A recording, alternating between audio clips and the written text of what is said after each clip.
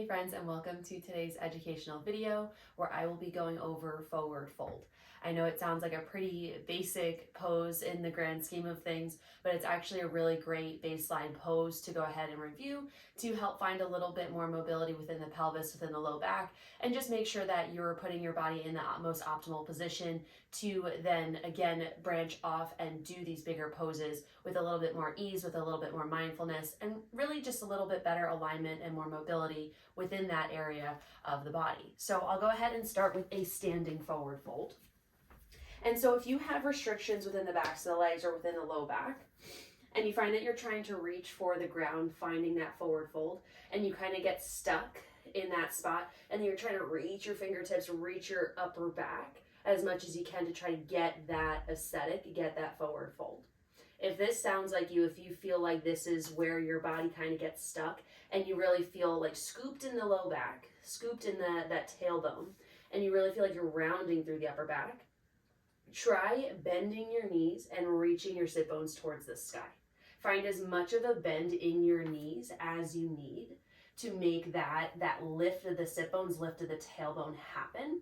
And then see if your fingertips get any closer to the mat. Maybe your fingertips do come down, or maybe you still need blocks to help bridge that gap, give your upper back a little bit more of a lift. So when you find that forward fold, try that, bend your knees first so that it gives you a little bit more mobility within the pelvis to reach the sit bones, reach that tailbone up towards the sky. And then once you find that mobility there, then you can find a little bit more energy, a little bit more activation by actively lifting a little bit higher and actively pushing the backs of your knees towards the direction of straight, back behind you, to get a little bit more straight length within the legs and find that connection to the earth, minimizing the rounding of the upper back, the strain on the low back, and really accessing a little bit more space and more mobility within the pelvis. That's going to be the hardest part, is knowing or how to access that little bit of mobility. And I'll show you how that translates into a seated forward fold.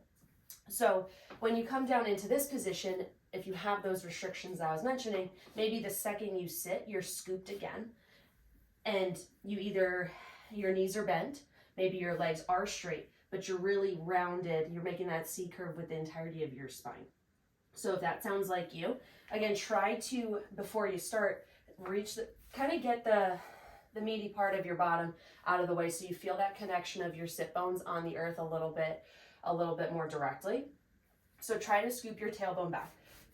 Let's bend our knees actually first, so that, again, that little motion is more accessible. So try to get your glutes out of the way, feel your sit bones on the earth a little bit more, feel that connection. So you're starting with a little bit of a scoop, your knees are bent. If that still feels uncomfortable, if you still feel like you're rounding, grab a blanket. Allow that to be your support this time around to find that lift. And then sometimes I find that it's helpful if you make that connection, if you can. Again, bend your knees, bend your knees, bend your knees. Pull your heart forward, widen your collarbones, grab hold of your feet. Really pull the chest through. That's going to help find that flick of the tailbone back behind you. Then from here, start walking. Try to keep that connection from chest to thighs as much as you can. Keep reaching the tailbone back behind you as much as you can.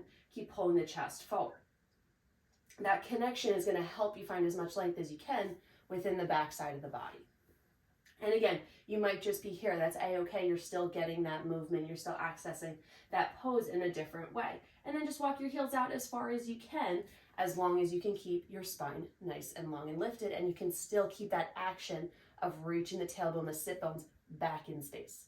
That'll help get you as a little bit more length within the back of the leg and a little bit more length within the low back, comfortably without straining unnecessarily.